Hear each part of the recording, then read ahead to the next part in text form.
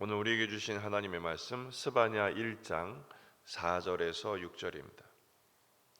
스바냐 1장 4절에서 6절 말씀 함께 읽겠습니다.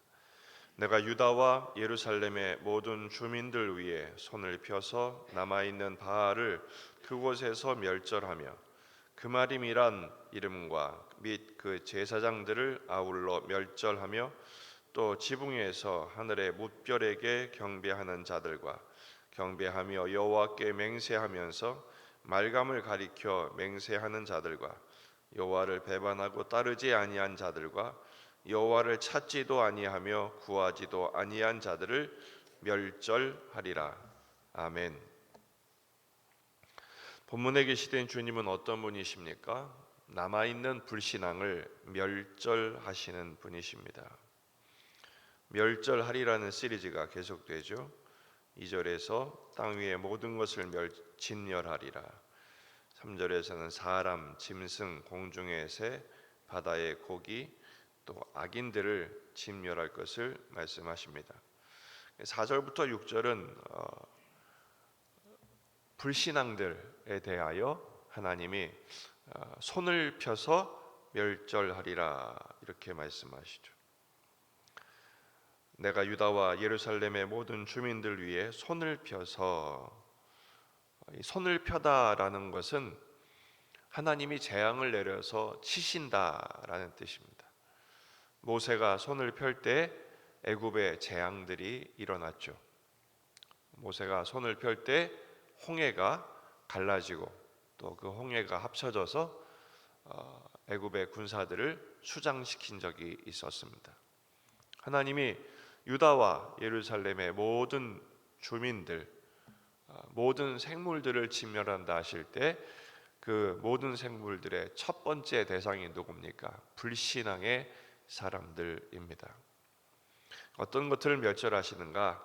4절에 보면 남아있는 바알을 그곳에서 멸절하며 그랬어요. 바알을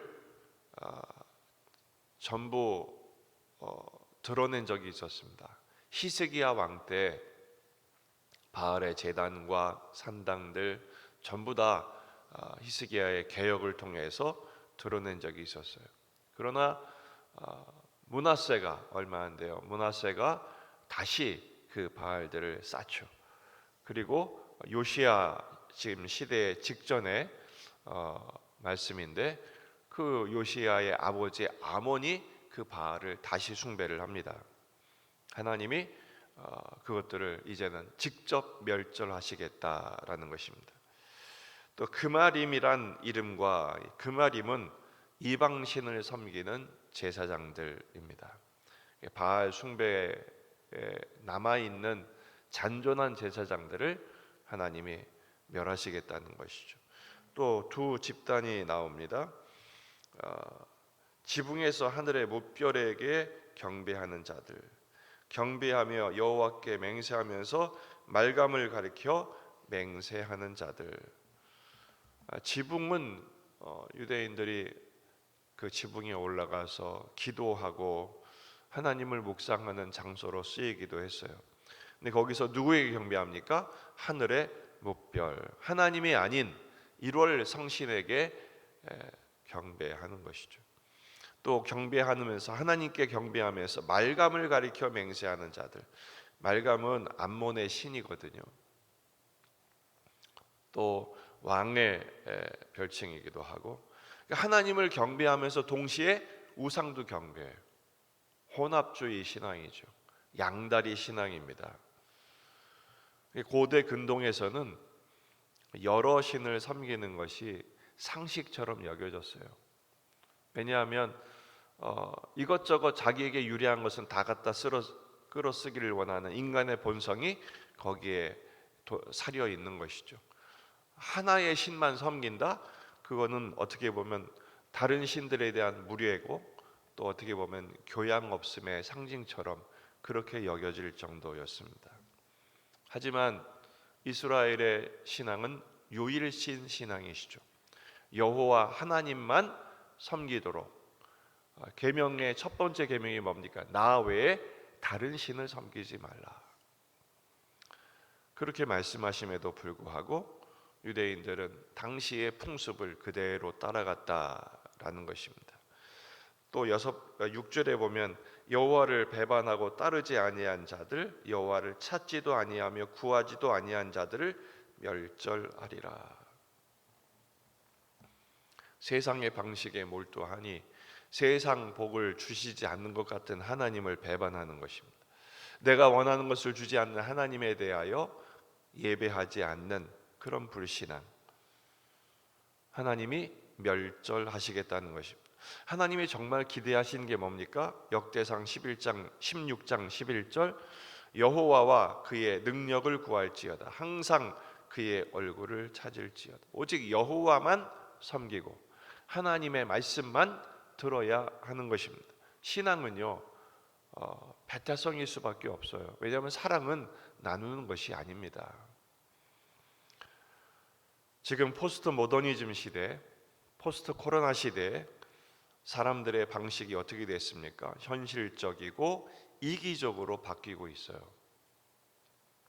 그래서 하나님을 찾지도 않고 구하지도 않고 예배하지도 않습니다. 내가 원하는 것을 주기만 한다면 어떤 신도 상관없이 그게 합리적인 것처럼 보이고 그게 신사적인 것처럼 보이는 것이 요즘 시대의 사조입니다. 그러다 보니 교인 수는 급감하고 가난한 성도는 급증하고 있는 것입니다. 자기 위해서 하나님 아닌 다른 것들을 주로 삼고 섬기고 사랑하는 세상.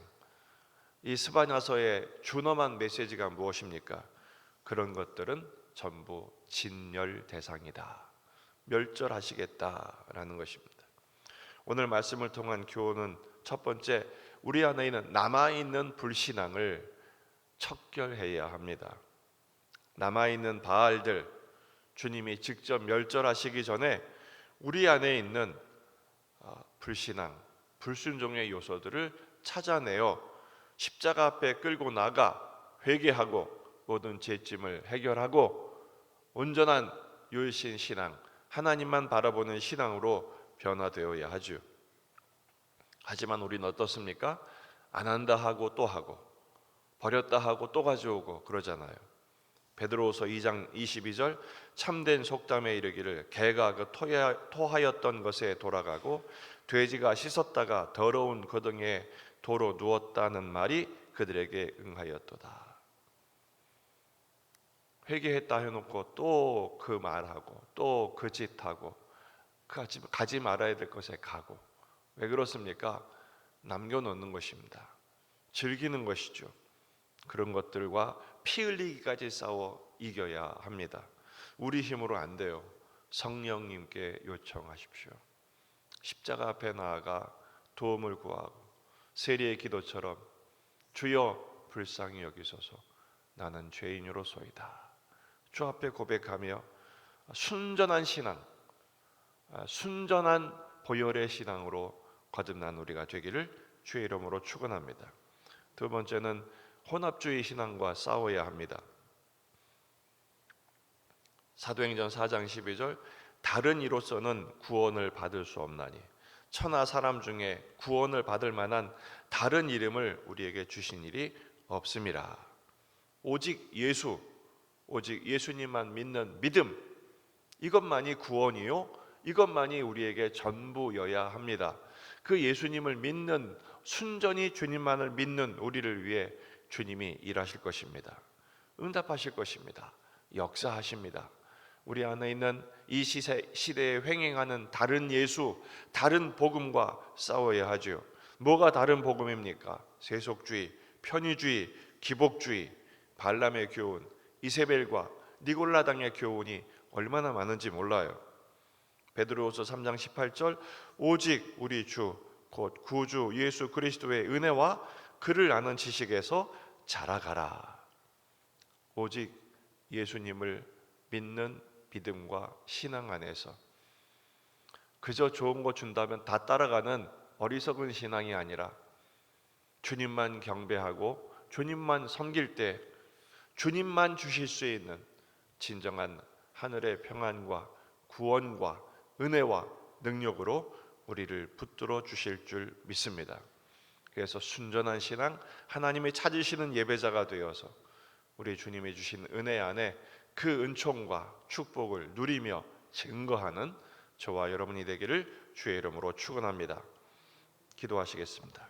말씀을 붙들고 우리 자신과 가정과 교회와 지역의 복음화, 민족의 복음화, 세계 복음화를 위해서 기도하십시다. 환우들, 군에 있는 아들들, 수험생들 앞으로의 모든 선택과 진로를 복되게 인도하시도록 기도하십시다. 여러분 자신들을 위해서 주신 기도 제목들 가지고 간절히 기도하시다가 돌아가시겠습니다. 참 좋으신 주님,